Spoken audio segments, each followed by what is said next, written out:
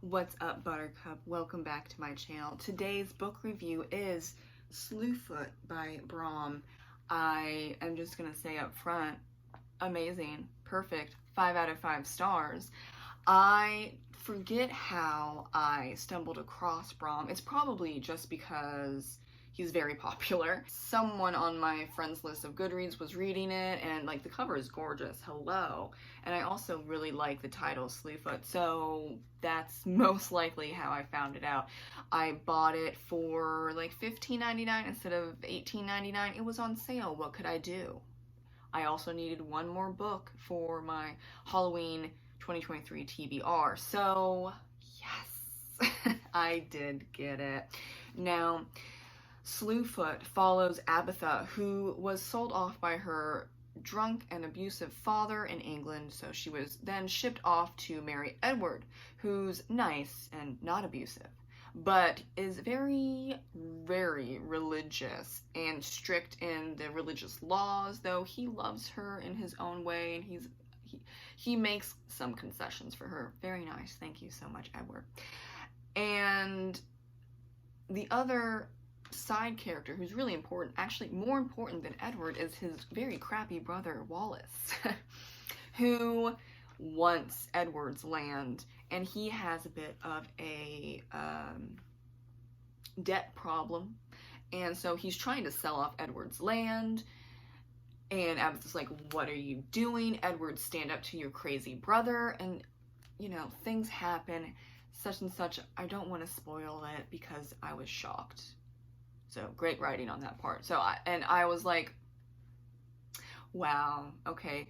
Basically, it's going to be Abatha versus Wallace versus the whole town of Sutton after a certain point. Now, you know, when Abatha, spoiler, is widowed and alone, she is trying to tend the farm to pay off the last remaining debt on the farm, so she can then keep the farm and just kind of go about her life, and in the process also not starve to death.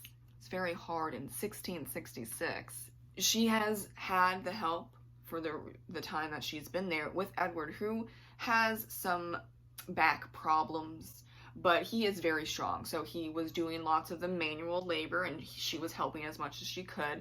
But yeah, she's having problems. She's growing sicker and sicker, and stuff happens because she's right on the edge of the woods, kind of far away from Sutton, that she then meets Slewfoot, aka the devil, aka Lucifer, aka Satan. But I like the twist of what this story does with Slewfoot slash Satan. I'm not going to go into it because I think you should read it. It's a nice twist, I'll just say that. And when she meets Slewfoot and she begins to interact with him, everything unfolds from there, in mostly bad ways, but in some ways good ways. Now, I love the illustrations in this book. Brom's art is amazing. He wrote it, and he also did the cover, and he also did the illustrations that are about halfway through this book. So I'm going to show you a few of them now. I'm going to scoot a little closer. This is Abatha. Amazing, right? And we have Forest and Creek. Oh, it's a little shiny, sorry. And those are wild folk. We'll get into that later. Creepy as hell, but I enjoy it. And we also have Sky and Samson. Now, Abatha names the devil Samson because he doesn't know who he is for like most of the novel, and she just says, oh, I'm gonna name you Samson after the goat that you ate. But you can kind of see the goat resemblance, and this is his first form after he wakes up. And this one, I'm not going to be able to pronounce this demon's name, so you can see right there. And this is who's going up against, in some ways, Slewfoot. Samson turns into Slewfoot, even though we're kind of using Slewfoot and Samson interchangeably. But his final form is that of a stag instead of a goat. And that was a very interesting part of the story. It happens at the end. Don't want to spoil it, of course, but chef's kiss. And then lastly, the witch. Who is the witch? You kind of have some hints as to who it is, but the witch doesn't originally look like what you see in that particular illustration. I'm also impressed with his writing style and storytelling. I cared deeply for Abatha and Slewfoot, especially at the end, which is oh so bloody and delicious to read when she finally takes control of her life after being nearly killed because she is a witch. And okay, yes, accurate. However, if y'all left her alone and you left Slewfoot alone, who wasn't killing people, he did kill one person on accident because she was so overtaken she had a heart attack. Is that fully Slewfoot's fault? That's debatable. But this was at a time where he's Samson, and he has no idea who he is. He has no idea about the outside world. He's just walking around the forest, and then the older woman sees him, and she freaks out, and she has a heart attack, and she dies, and he's very upset about that. So, look, I think that this really goes deep into what is and who is and why regarding the devil or Slewfoot, and I appreciated that. It's very fascinating. I don't know how completely accurate it is regarding Puritan views on what they thought the devil was, but I think it works for this novel, and it makes you think as well, because there is a lot of talk, and you can see this in Paradise Lost as well. Like, how bad is the devil compared to God? And you see that conversation a lot in Christian circles and agnostic and atheist circles, and I believe the devil's body count is under 20 versus God a lot. You know that whole thing with Noah's flood? Yeah. How many people did he wipe off the face of the earth? Yeah, the devil didn't do that. Just saying. That is a great argument that has been made many times against, is Satan really bad? You kind of see that argument in this book as well. And so I'm pretty sure that Brom at least knows about this theology discussion, argument, debate, and I really appreciate that. The best words to describe this book are magical, darkly whimsical, bloody, empathetic, and naturally haunting. Yes, I love the atmosphere here. The atmosphere of Slewfoot is chef's kiss. I'm going to tell you that right now. I love the scenes with Abatha and Slewfoot, and also the wild folk, but not so much Forrest. He has his problems, and he does redeem himself a little bit, but can't really stand Forrest. I do like Sky and Creek. Creek freaks me out the most. And then Forrest creeps me out a little bit, and then Sky, who's like kind of has the head of a human and like gnarly hands, but then everything else is a raven. I think I like him the best, especially the illustration. He's also not as annoying as Forrest. I'm not a huge fan of Forrest. And then Creek kind of just goes along a little too much with Forrest. Sky is a bit more independent, and that's probably why I like Sky the most. And you see those three wild folk, they're very rare now, you know, because stuff happened. You can read about it in the book. And they're watching out for Slewfoot and Samson. If I say Samson and Slewfoot, it's the same thing, but Samson was like the first version with the goat, looks, and then Slewfoot is like the official devil after such and such plot happens, and then he looks like a stag instead of a goat. And then the witch kind of starts up, she's reborn, and then so she looks like a goat in some ways. Well, her legs, her hooves, and then she has little baby goat horns. But other than that, she is human, not actually, was once human. But magic happened, and she decided to take revenge instead of live out her days in agony and pain and being unable to walk because people tortured her and tried to kill her. And if that's not a hint as to who it is, I don't know what to tell you. You know who it is, who becomes the witch. It's kind of like, you kind of see the similarities between someone and the illustration that I showed you.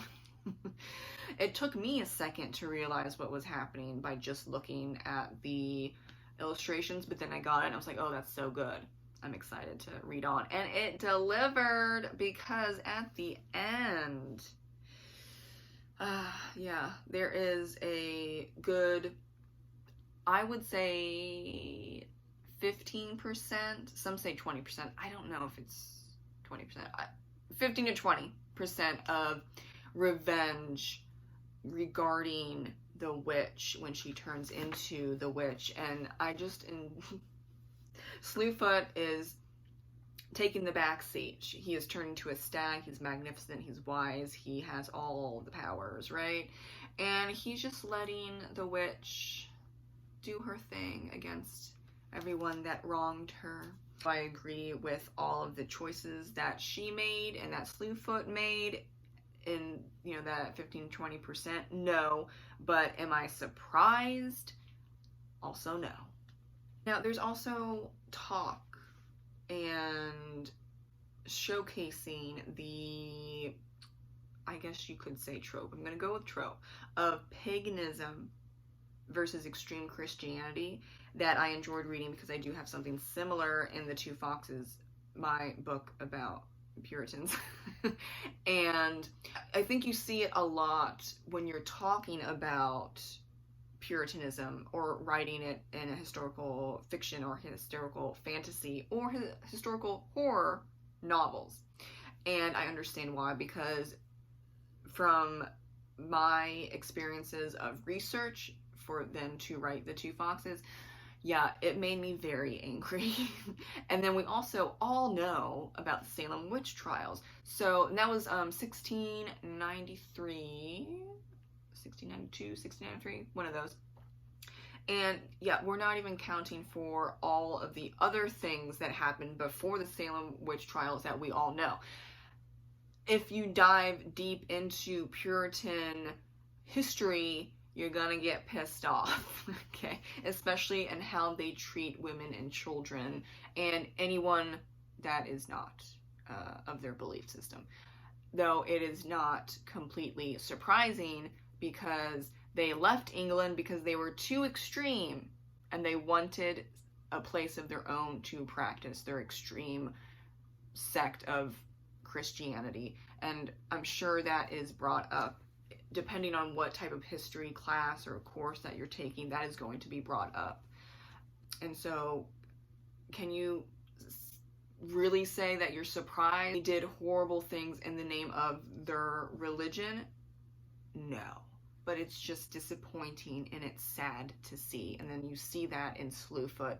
And that is how you then get the witch, and then she takes revenge, because she and everyone else before her has had this problem, many problems, of never being good enough, never being pure enough. She's too independent for them, and it's just a whole problem, right? Also, lots of conversations about mob mentality, religious abuse, religion in general, sexism, and the balance between using nature versus decimating nature for human consumption. The one aspect that I'm not 100% happy on is there are some historical inaccuracies, though that happens in historical fiction.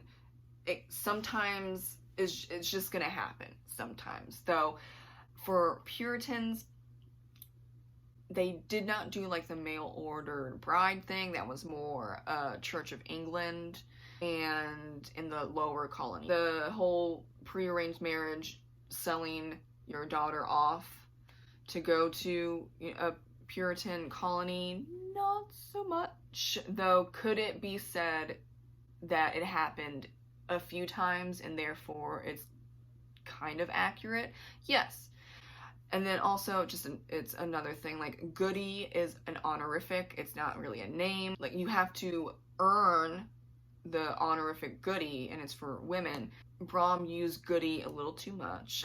Those are just a few instances of historical inaccuracies. It's not extreme, which I've seen in a lot of historical fiction or historical fantasy, blah, blah, blah, where I'm like, dude, I can't. Okay? But in this case, they're like small instances, and with like the mail ordered bride prearrangement type of thing, it could have happened a couple of times, therefore it's not 100% wrong. But the Puritans didn't do that. The Church of England practitioners did somewhat often. Definitely recommend this book to anyone who's into horror or fantasy or both. Even historical fiction. I enjoyed it because I read all three of those genres and it was fantastic. I'm definitely going to read more Brom in the future, and I'm excited for that as well. Thank you so much for watching my book review on Slewfoot by Brom, and I'll see you in the next video. Bye!